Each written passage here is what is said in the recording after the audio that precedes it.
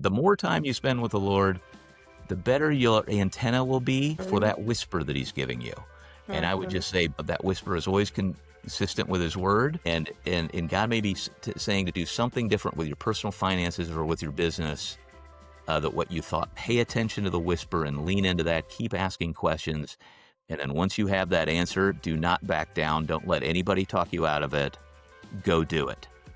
And there will be blessings that you can't see for you, for your family, for your employees, and really for eternity. Welcome to the Faith Forward Leadership Podcast, where we talk with leaders about how they cultivate a higher purpose in their companies today and perpetuate it beyond their tenure. I am delighted to be joined today by Jeff Thomas, the founder and CEO of Arkos Global Advisors and the author of Trading Up, Moving from Success to Significance on Wall Street. As the book title might infer, Jeff was a top financial advisor at Morgan Stanley. In 2017, God called him to something different, and he opened Arkos Global with a vision to scale a God-honoring wealth management company. And today he continues to lead that organization as well as hosting the Generous Business Owner podcast. He and his wife have 2 daughters, and they are based in Houston, Texas. Jeff, thanks so much for joining me today. Oh, it's a joy to be with you, Becca. So let's dive right in. Tell us a little bit about the journey God has been leading you on and bring us up to modern day and some of the things that the Lord has put on your heart in this particular season. Well, thank you. I just love what you're doing. And we'll talk about some mission drift stuff, I'm sure. Just to set the context, my dad was a business guy turned pastor and went back to seminary and ended up later writing his D-Min thesis on how to run the church more efficiently using the business principles that he learned in the early part of his career. I love that. So I always say that he brought business principles to the church, and I felt called to business, not to work for the church, but we're all in ministry in some way. And it dawned on me maybe a decade ago that I guess my calling is to bring biblical principles to business. There you go. Like lots of folks. So maybe not so different after all. And then sort of in my 20s, I had my head down, started public accounting, and got into wealth management pretty quickly. But I would say, even though I've been a believer since sort of accepting Christ for myself at 13, I would say in my 20s, I was making my own plans and asking God to bless them. Mm-hmm. And that, of course, is not the way it works. He's in charge anyway. But at sort of 30, I had a bit of a revelation that I had that backwards. And for the first time, I really started delving deeply into Bible study, doing Bible study fellowship, for example, just a great way to get into the Word on a daily basis and pretty deeply weekly. And that really opened my eyes to really turning everything over to Him and then just trying to follow what He might guide. And then when I was 40, this is sort of kind of the climax of the book, if you will, Trading Up, that I really felt like I got kind of a capstone program or assignment from God to build something that would glorify Him. And at that time, I was at Morgan Stanley, and I had already started the Christian focus group there. And so I thought, basically what God said was, to scale what one of my mentors had said. It was Ron Blue was one of my mentors. I was sitting with him, and I just had this beautiful moment where I felt like God said, I want you to scale what this guy started. And he didn't say start a company necessarily. This is about 2010. We didn't start the business till 2017. So there's a 7-year gap in there. But in that 7-year gap, I already had some favor, I thought, at Morgan Stanley where I was working at the time. And we already had this Christian focus group. And so I thought, well, we'll just sort of throw ourselves into this and see how much of the culture we can affect at an already scaled organization. And we got it up to about 600 members and was hosting like a monthly conference call for those folks. And but I think at the end of the day, I felt like we were kind of losing the culture war, and I felt like God guiding us to start Arkos to do it more directly, where we had direct influence from the ground up on an organization that could to honor Him in that way, not trying to retrofit something that really wasn't working, in my opinion. So that's when we started Arkos in 2017. And I think an important thing to note in that when He gave me that vision in 2010 to scale something for His glory was it was the only time really in my life where I heard God audibly speak to me. I know some people haven't had that experience. Some have. Mm. I don't want to argue the theology of it. I'm sure you'll win, but I heard it, so I'm like the blind guy that said, "What happened?" And he's like, I have no idea, but now I can see. Before I was blind, so I heard it, and I'm going to my deathbed on that one. And it was so audible to me that I asked Ron. I said, "Did you hear that?"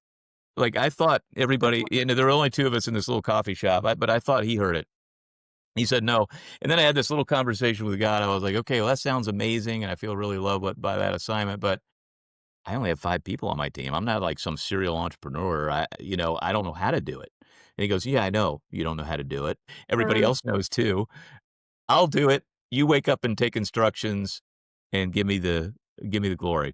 And so I said, well, that sounds great. Perfect. I'm in. So when we started Arcos, that is the way we behaved when we were working at Morgan Stanley. It's still the way I behave today, and he is doing it in spite of me. So anyway, that's the journey we've been on for almost the last 9 years or so. And the business is growing. You're helping more individuals and families manage their wealth, but also engage in generosity. It's approximately 6 times the size that it was when we started in that first year. And I told the team, look, I think I've already made 80% of the mistakes you can make in business. Let's make the other 20 together. Maybe we've made 10 more of them together. There's probably 10% more. So I tend to focus on, all the things we can do better. And it's wonderful sometimes. It's just sit back and just watch what God does with the one thing we're committed to is obedience. We don't think we have all the answers, and He gives us lots of room to make human error, but His will be done. I have sort of this, by human standards, irrational confidence in the fact that Arcos will scale because He said it would, and that He would do it, and He has been doing it. So it's certainly not because of any wonderful skills I necessarily bring to the table. Well, I love that story, and I'd love to hear a little bit more about the work you're doing with families and the individuals to help them really give them guidance and encourage them to be discerning in their own lives. What does obedience look like for them? I know not all of your clients will be followers of Christ, but how do you help encourage them toward that greater purpose in navigating wealth? Yeah. Well, the name Arcos is, we listened to some branding people and they said, listen, if you're going to trademark something, the best thing to do is do a made up name that's 2 syllables and you tell the world what it means and you can call your dog that. Okay. Here, Arcos. Okay, So we sort of took that to heart and we worked really hard on, actually my daughter helped with this, one of my daughters, the big arc. We reference that meaning like Noah. Hmm. Download plans that are crazy from God, that sound crazy to the world. Download those, okay, and then go do them. And the go do them is the OS in ARKOS is a sort of a mashup of ark and telos. Telos is what Christ said on the cross, that His purpose is finished. So we kind of look at it at Arcos as a safe place to finish your purpose. So, but I think that just that description of the name of the company goes a long way in describing what we do. Yeah. I mean, our main product is kind of a non-product. We call it the whiteboard session, where it's usually generous business owners. That's our niche. Thus the name of the podcast. We can get into that later. But, we tend to deal with generous business owners, and they come in and they usually have a tactical question. Often they know we do a lot of consulting around giving and this sort of thing. But sometimes they'll come in with a question like, hey, should I open a family foundation or should I just focus on doing a donor advised fund? Something like that. And we'll just say, okay, good question. Let's hit pause, back up and tell us the narrative. What is God telling you? Sort of just like Noah, download, it is unfiltered. Give it to us. What's been happening? Where's God leading you? Lots of people may think it's nuts. Let's have it. And I think one of the best things we get to do is give oxygen to those crazy plans that God gives you. And they're only crazy to the world. They're not crazy to God, but there is this narrow road. Unfortunately, we wish it was a wider road, but following the crazy plans God gives us, usually to bless others, I mean, He only has 2 instructions, love Him and love others. But those are pretty radical to do well. And so we just try to give oxygen to those ideas and, okay, how can we do it? And the sort of cause that breaks my heart that I go to bed thinking about and wake up thinking about is God is planting seeds of generosity in these people's hearts, Mhm. and the world is hostile to those ideas and often chokes it out. So, I mean, of course, I come from, 35 years in financial services. So I see it from, of course, that world from whatever viewpoint you have. I see it from that viewpoint as an advisor to these people. And I had a situation many years ago when I was sort of making this pivot to kind of work with these people in this way, where we had kind of redone an estate plan, just high level with a business owner and who'd become a believer later in life and wanted to be much more generous. But we brought it to his old accountant, and I'll never forget, she was not like minded. Mm, And she brought the lawyer, and I'll never forget her jaw sort of dropped as she heard the plan, and she said, "Why would anyone give away that much money?" And so that it sort of poured cold water on it, and I made all kind of mistakes. This was many, many moons ago where I didn't really vet who was in the room or empower them to help make the decision. So now we do those things, mhm, but it was a real insight into the way the world is kind of hostile to these ideas. mm, If you're not like-minded on biblical principles as a believer and believe that God owns it all and we just should do what he tells us to do, which generally means being generous to other people as an outgrowth of that faith and trust, then you really can't advise these people. And you certainly aren't interested in learning the tax rules or any of those things to help them. So that's sort of what I wake up thinking about, go to sleep thinking about is God is planting these seeds. Our job is to water the seeds, give them encouragement, but then also know how to do the planting.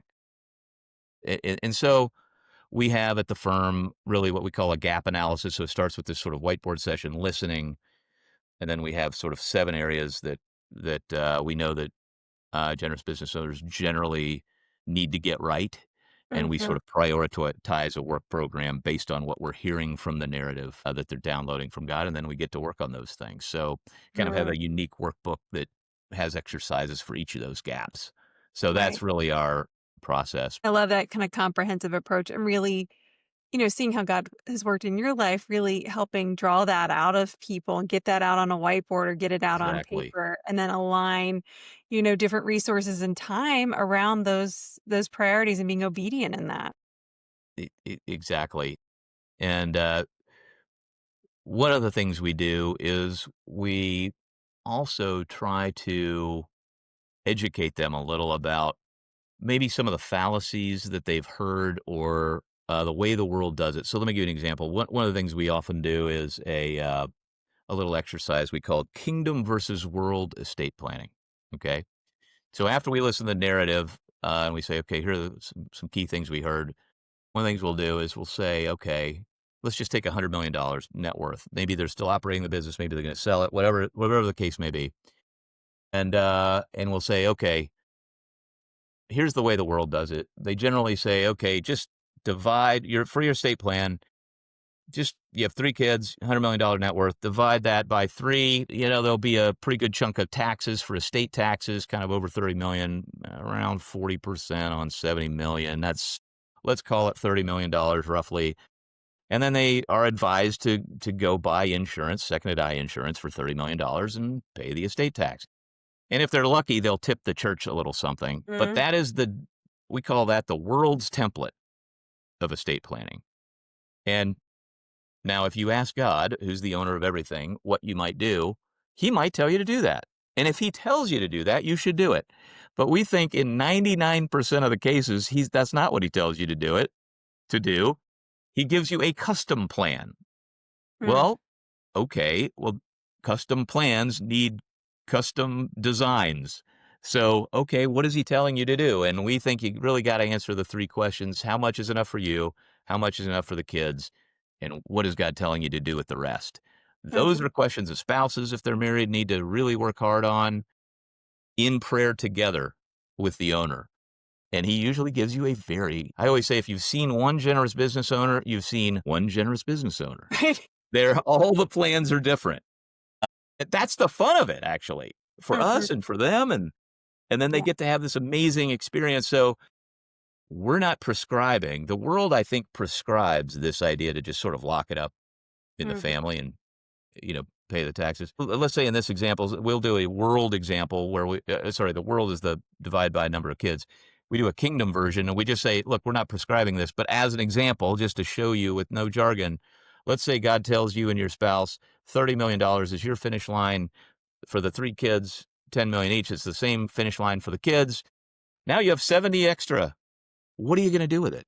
Mm. And what breaks your heart? And what missions might, and Mhm. why don't you give it while you're living so you're knowing where it's going is a famous line, right? So, wow, what would that look like? And again, you're not going to solve this in all, a 3-hour whiteboard session, but these are the things that we like to send people back to maybe ruminate on. Sometimes they have a plan, or at least they usually have a shell of a plan, but we just encourage them to go back and think about whatever that finish line is for you and the kids. If there's a delta, if there's a, what would God have you do? And how might you do that now instead of when you're dead? So anyway, that's the fun stuff for us. Mhm. I love that, and I love that you're encouraging them to think through, like, what are those passions that the Lord has given you? Exactly. And they're different And because they're what different. does God take you through?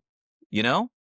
So I mean, that's one of the things I love. I mean, as you do these podcasts, every story is different. Right?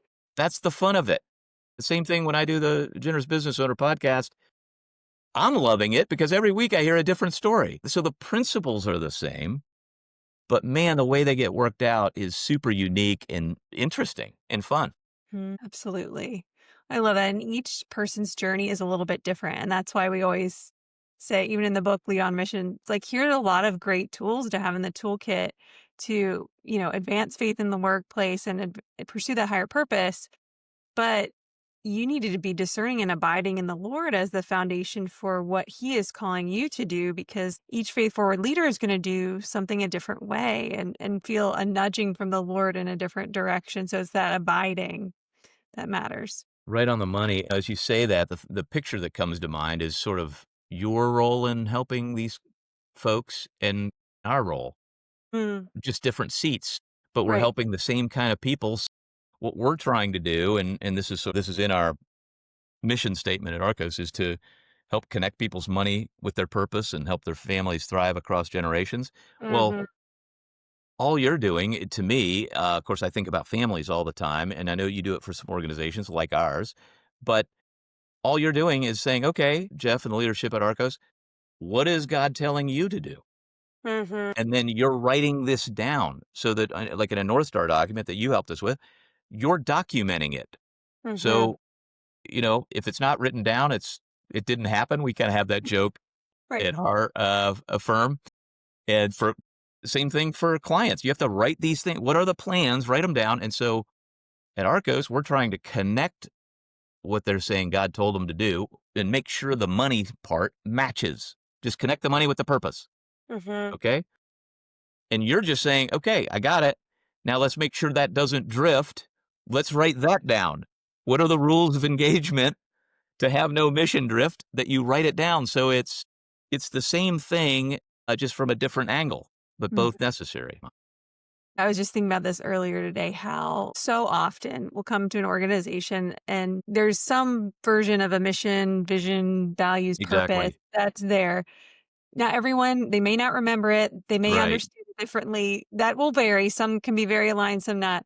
But no client has ever, been able to present to me, like, here's what drift looks like for us. And even if, the senior leader has a definition of what that might be, others in the organization may not have that definition. And so again, if what we think of as the mission and purpose and drift alongside that only lives in the founder or the owner's head, like we were talking about, if that person, gets hit by the bus or whatever Yeah. example you use, what happens to the organization? Everyone's trying to, that next generation will do their best to honor the wishes from the person and the way they lived, but over time it just gets diluted. Well, the analogy is perfect because we know that when people come in and we do this whiteboard session and we have this gap analysis, this is after, having thousands of these meetings over decades that we sort Mhm. of, built this gap analysis. So we've seen this hundreds or 1,000 times. the client is usually experiencing this for the first time. They only have one business, or maybe they've sold the second one, or maybe three at the most, usually. But generally, it's kind of the family business that's maybe even in the second or third generation or beyond. And so they don't know how to connect their money with this thing, especially if it's being sold. So Mhm. it's kind of up to us to be the guide to make sure these areas are covered. Things that, they can think of three or four of them maybe, but they don't have a work program for them. They don't have it categorized. And it's the same thing when we hired you to help with the North Star document. You have a template Mhm. and you asked us a bunch of questions. We're like, oh boy, that's a good question. I hadn't even thought of that question. You know what I'm saying? So Right, I right. think you need a guide to do both things. And so, there are other great places other than Arcos, but there's not that many that have those skills and work with that size client and Mhm. have the worldview. And it's the same thing for your organization. It's like, I think everybody needs a North Star document if they're going to continue at least another generation going forward. Or what are the rules of engagement? What are you allowed to do? What are you not allowed? What does mission drift look like? What does it not look like? Right. There's no way we were writing that whole document as well as it came out without you, and I don't think there's any way our clients end up with the same thing without an aligned team Right. like ours, even if it's not at Arcos, doing that guidance for them. Right. Yeah. Life is a team sport for sure. Yes. Yeah. Absolutely. Yeah. Yeah, and I appreciate the point you mentioned earlier, and this definitely came up when I was talking to different business leaders for the Lead on Mission book research, but just the importance and the value of those aligned advisors, certainly Yes. financial, but definitely the legal side as well. Yes.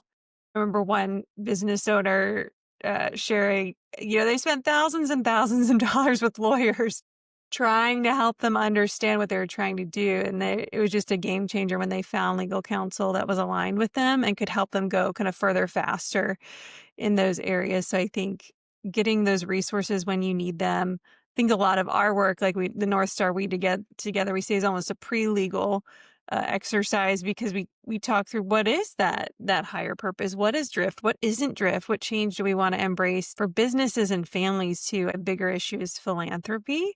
The Lord's blessed the business, it's growing, it's profitable. What are parameters if you don't end up doing all the giving while you're living, so you're knowing where it's going? What are those parameters that you want to leave for the next generation of folks that'll be stewarding that? Because all too often, all this wealth, over time, you just see priorities shift as new individuals come in. There are cases of foundations that are funding things that were the founders would have never funded and not funding things the founders helped get started. And it's so shocking that it happens. And yet that's what we see. So writing it down, getting clear, and having those conversations with that next generation, that builds that alignment, whether it's in a family, in a business, in a nonprofit or organization. It just really helps both the written document and those aligning, clarifying conversations for sure. Yeah, we were having a conversation before we started recording on family foundations, and Mhm. I've run into this a couple of times recently.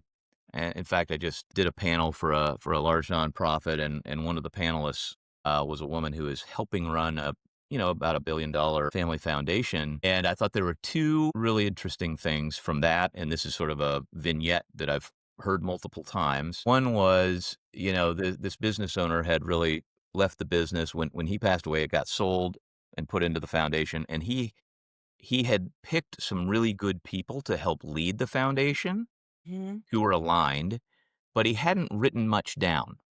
And Mm. so as they're having meetings, they're taking their best stab at what would he have said, as opposed to actually having it written is Mhm. just much clearer. And so they're doing the best they can, and did a good job picking things. And I'll tell you one thing I thought he did well is that because we see a lot of families who want their kids to be very involved in the giving. Right. Well, one of our principles at Arcos is empower, don't control. And so all of us as children of someone know that we'd like to be empowered, not controlled. But there's a tendency for, as a parent, to be more controlling, even though we want to be empowering. It might come off as controlling. And so what we see a lot is children sometimes don't want to be involved as deeply as their parents in the giving to maybe the same things. And so it's okay to find other people that are not your family. So just as humbly as you can to ask them or have a third party ask them how much or how might they want to be involved and be okay if they don't.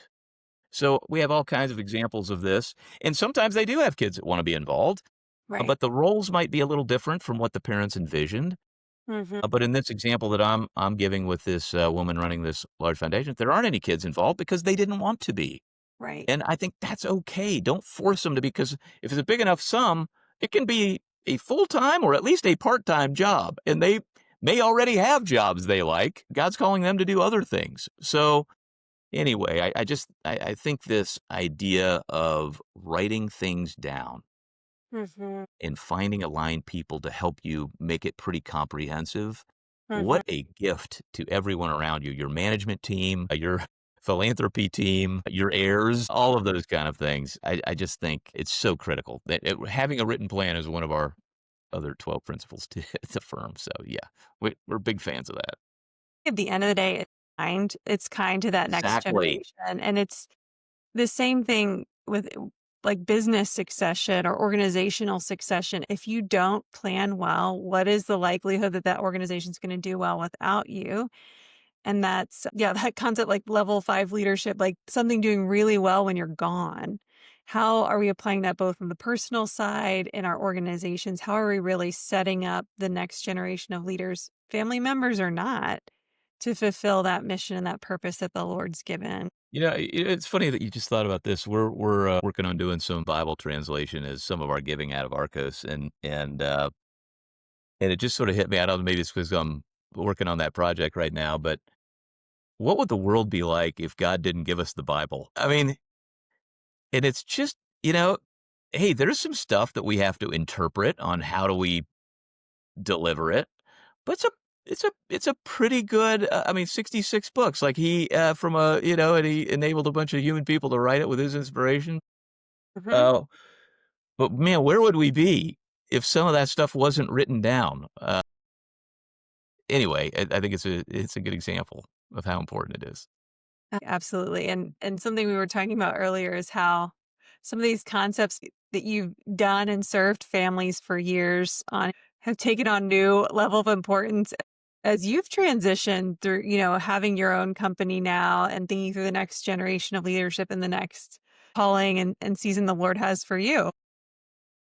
Yeah, yeah, thanks for asking about, about every 5 years they let me preach from the pulpit in my little church, and then it always makes me realize how hard that job is. So thank you to all the pastors out there that as I was talking to our pastor after that Sunday, he goes, "Yeah, Sunday comes every week, man. I'm glad I don't have to do this every week." But I did it kind of on 2 Corinthians 9, which talks a lot about that God will pour out blessings on us if we do things his way. But I think a couple of key things in that chapter.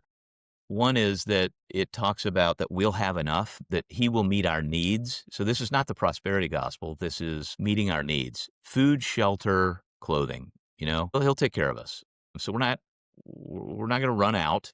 We'll be okay if we're generous and follow his call. That's one thing. And then but that he will often make it overflow, and that the overflow he gives us is to increase our standard of giving, not to increase our standard of living.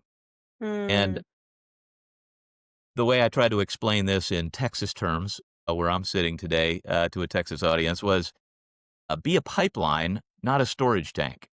mm, And I thought people would really probably pick up on the, increase your standard of giving, not living. I thought that's what everybody would sort of take away. No, they were like, "Okay, be a pipeline." That's what everybody said on their way out of church. So I think I hit a chord with that. But it's sort of interesting to watch as God has led us to start this company. As the company continues to grow, as Arcos continues to grow, I've sort of turned into I always say I'm sort of client number one. mm. So I've got the same issues. That's why we needed you to help us with the North Star document. If I get hit by a bus or the next generation takes over, we've got a great management team. So I sleep better at night knowing all of that stuff is documented, what to do, what not to do, where are the guidelines. All those things are written down. I'm 57 as we're recording this. And so Kale Dowell is now the president of Arkos. We've got a great management team. It's really freed me up. God's been working on me to work more on the Generous Business Owner podcast, and we're moderating some panels at large nonprofit events with their givers. And then we started doing these sort of 24-hour events where we try to help generous business owners move from inspiration to activation. And so it gives me kind of a platform to work on where God's just saying, hey, bless everybody, whether they're an Arkos client or not. If they have an aligned Christian advisor, fantastic. Build them up and send them back to them. So that's sort of where the stage I'm in, and what we've done. Alan Barnhart and Jeff Rudd have helped me with that. It's been a lot of fun. We hope to continue doing it with those guys. And Alan Barnhart hosted the first 24-hour event at his place in Memphis and his business. And of course, Alan's been an inspiration to me. When I met him 20 years ago, I was just trying to be a tickled tither. And he blew my mind that he gave away the whole company and is now running a $1 billion revenue company and giving away $70 million and paying himself $120,000. I'm not speaking out of school. He says that publicly. So, wow, this guy just he's giving away 99.9%. And it broke my paradigm 20 years ago. And so Mm-hmm. now we're on kind of that same path. We've given away 20% of Arkos. We're going to give another 10, God willing, at the end of this year. And so we're on a path to just continue to give away larger pieces. Mm-hmm. And then, so as and my wife and I have a lifestyle cap for ourselves. And so as we've done that, it's been amazing to watch. God always said he would do it, but it requires obedience. My only job is obedience. And so what I feel like he's telling us is cap your lifestyle. And so we've answered these questions for ourselves. How much is enough for us? How much enough for the kids? And what are you going to do with the rest? Well, what you're going to do with the rest is give it away. And we're working. We have a committee at the business to give away the money, much like ours is smaller, but much like what Barnhart has done. He's got 6 committees that give in 6 regions of evangelism around the globe. Mm-hmm. We've just got a small committee working on some things. But at least we have a plan. So I am having to eat my own cooking, but because of documenting where we're going, sort of personally and with the business, I feel really free to just love on people the way. So the crazy thing God's telling me to do is give this information away and bless generous business owners through the podcast panels and doing these 1-day events or 24-hour events. That's what I'm supposed to do. So I'm going to go do that and trust him for the fruit. And the fruit keeps coming, and then we try to be more generous with it. Yeah. It's just a beautiful positive system. So that's all we're trying to do. That's what he's got me doing. It's unique to the family I've been given, the spouse, and the business he's given us. But those same principles apply to everybody. They've got to answer those questions. How much enough for them? How much enough for the kids? And what are you going to do with the rest? So I am having to answer those. I'm sort of in that sweet spot, maybe at that age and stage of our average client. So it's interesting to be counseling these people, and I'm also having to answer the questions myself. So I guess it gives me a better understanding of where they stand on that. But it's been a fun season. That's so neat. So I want to come back to the theme of abiding. I know that's been core in your journey, and I love that you share that, even just being in Bible study fellowship and connecting with other believers, hearing the Lord speaking to you, and then taking those steps of faith in obedience. I'd love to hear a little bit more about, even in this season or even themes throughout your life related to that abiding and how the Lord's led you in that context. The one I always think about is quiet time with the Lord, just in the morning. It changed my life completely to just start that discipline at about age 30. So for the last 20, I've been trying to do that as best I can, as faithfully as I can. And just that daily engagement of maybe a baseball analogy. It's like the fastballs are going to come. And if you haven't worked in the cage on maybe how to hit that fastball, it's going to whiz past you. So your swing's going to be a little better if you spend some time in the cage. And to me, the time in the cage is that morning time to work on your swing so that you can just react maybe positively with a better swing when those things come at you during the day. So just that time with the Lord and just getting those little adjustments. They're not all, very rarely is it something audible that you're going to hear. It'll probably tell you to send a little text to that person, call that person, encourage that person, maybe apologize for that thing, whatever it is, those little daily adjustments. And, one thing we were talking about offline was this whole faith-driven investing movement. Mhm. And I just got back from one of those events. I Mhm. had one in Austin, and I did a panel there with a couple of people, and I just love those guys to death. Henry Kastner and Justin Foreman and Luke Roush and those guys have done a really great job moving that movement forward to get people thinking about every dollar they invest also being a ministry opportunity, for profit and nonprofit, and Mhm. sort of especially Henry, comes from this sort of investor, faith-driven entrepreneur, faith-driven investor kind of lens, and now they're calling it, solving the world's greatest problems. At the end of the Right? day, that's what they're trying to do with these investments. And kind of the partnership we've got going with sort of generous under the generous business owner deal is that, again, like we've talked about, you see it from a mission drift, like let's lock this thing in. Okay. Tell us the Mhm. crazy plan and let's lock it in and Mhm. document this thing so we don't drift. For me, it's connect the money to that plan. Let's Mhm. sure the money connects and write that plan down too. Okay. Right? Write everything down. And so one of the things we're working on with that faith driven movement is, Henry's answered those questions for himself. How much enough? How much for the kids? What do you do with the rest? Not everybody has. And until you answer those questions, it's hard to have the financial buckets set up properly to now think about how are you missional about each bucket. Mhm. So that's kind of it's been just an amazing thing to watch those guys really push this movement forward to make people think more about this. Mhm. But it all comes back to abiding. So for me, there's a continuum. Okay, you've got to answer, you know, what does your organization want to do and document it. Mhm. I would say with your help would be a great place to do that. If if for your personal balance sheet, it's business of its own. Mhm. You got to answer these same sort of strategy questions. How much enough for you? How much enough for the kids? What do you do with the rest? You've got to document that. And then you can get to that side about, okay, now that we have kind of our buckets and God's told us what to do, okay, how do we make all of our nonprofit and for profit investments missional? So there's Mhm. just sort of a continuum. Some people have already done that and they're ready to have that conversation.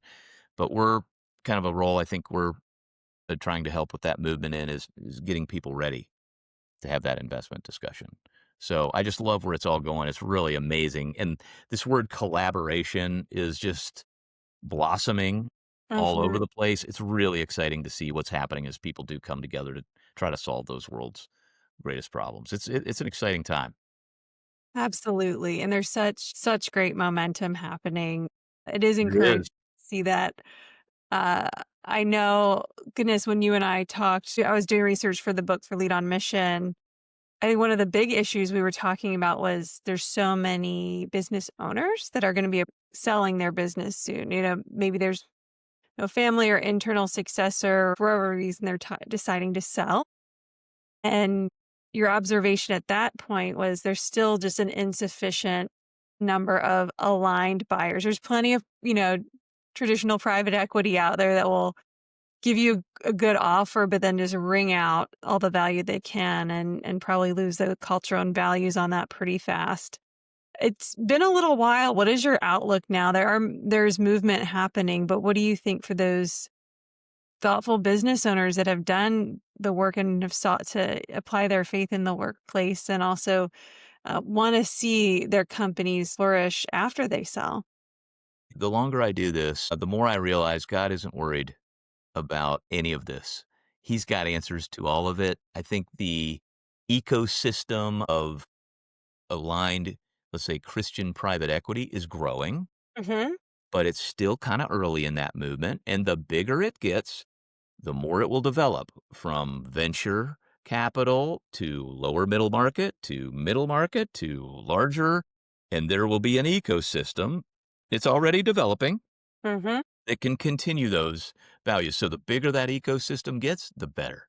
The more options there will be for the generous business owner who feels called to sell it. There are people who talk about the wonderful benefits of having 100 or 150-year business that compounds over a long period of time. That's wonderful if that's what God calls you to do. Hmm. He may also call you to sell the business.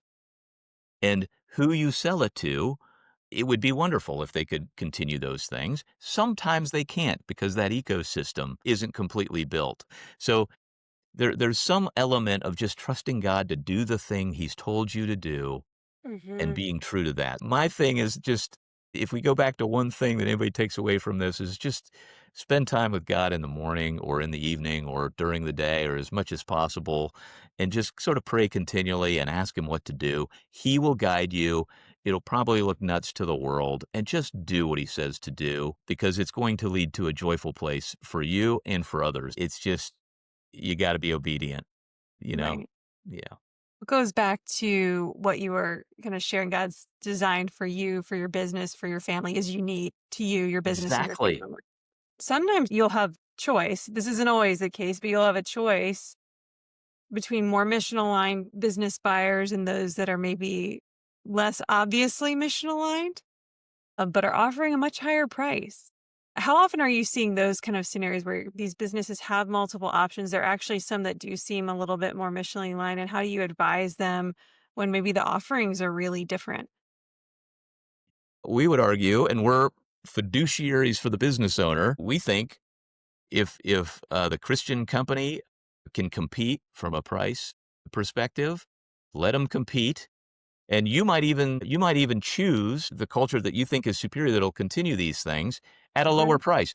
Again, you get to make that determination, but I think by hiring a banker, you at least know where the market is, so that you Mm, have the data to even pray through what it mhm, is. But just don't be surprised if a lot of the prices are higher in the secular world. They just have the money. There just mm, are more competitors. So mm, I just think, again, not being formulaic, but a friend of both of us is Terry Looper, who wrote a book, Sacred Pace. And I really like the principles he laid out in there about making decisions. He's a mentor of mine. And when making decisions with God, you pray like crazy. If you're married, check in with your spouse, continue to pray. These aren't linear necessarily. You're doing all of these. mhm, You're reading God's word. You're looking at the circumstances and you're seeking godly counsel. Okay. mhm, Looking at the circumstances, understanding the value of the business by the market's perspective, to me, is just gathering data. So mhm, you can choose to reject it. If somebody offers you $300 million and you want to sell it to your friend who's going to continue all the mission vision stuff for 150, and God tells you to do that, by all means do it. But at least gather the information to know what else is out there, so mm. that you can pray more specifically. So anyway, these are real issues, and it's just so personal, you know? Again, it goes back to that abiding and that personal relationship Exactly. with Christ. And I say it's as easy and as simple and easy and as difficult as that. There's no, I think we all Yeah, you're right. like, especially people coming, you just tell me what to do. It's like, I will not Right. tell you what No, to do. That is between you and God. exactly, and his timing's usually different from ours, Right. and his answers are usually better and different. Hmm. So, yeah, but also always aligned with his word. So, anyway, you'll know and get the right answer. So, just go through the full process, you know? Right. Just pray and pray and be patient and pray some more. Exactly. Don't make a move until you have the answer, you know? Yes. Yeah. Be willing to be Sit in it. still and wait. Yes. Well, as we wrap up, what words of advice you could have for that generous business owner, that leader, both in the context of their company, their organization, or their families? Yeah, I think we're ending on the right note about abiding. This all of this is contingent on the understanding that God owns it all. And it's one thing to say that, it's another thing to behave that way. I think I knew that line in my 20s, but I don't think I behaved that way. Hmm. So what it took for me to really understand that was time with the Hmm. Lord, and to build more faith and trust. I had to get to a place where I would trust him with it, because I knew that his ways are better than mine, and he wanted something even more than I wanted to. So from Hmm. a trading up perspective, I was happy with hamburger, and he's like, "But I have steak available. I just thought maybe he would offer me a worth hamburger." It's actually steak that he wants for you. So be willing Mm. to trade up for that. And so I would say, and as you do that, the more time you spend with the Lord, the better your antenna will be for Hmm. that whisper that he's giving you. And I would Hmm. just say that whisper is always consistent with his word, and pay attention to the whisper. And God may be saying to do something different with your personal finances or with your business than what you thought before. I would Mm. just say pay attention to the whisper and lean into that. Keep asking questions. And then once you have that answer, do not back down. Don't let anybody talk you out of it. Go do it. And there will be blessings that you can't see for you, for your family, for your employees, and for the kingdom, and really for eternity for all those players. So listen to the whisper would be my number one suggestion. I love that. And that is a great place for us to end. Thank you so much for joining us today. Oh, it's been such a pleasure. I'm a big fan, Becca. Thanks for having me on. Thank you so much for joining us today. We hope this was helpful in your leadership journey. On behalf of On Mission Advisors, if there's anything we can do to help you better define, protect, and champion what matters most in your company, please reach out and contact us. We'd be happy to help you as well. Until next time.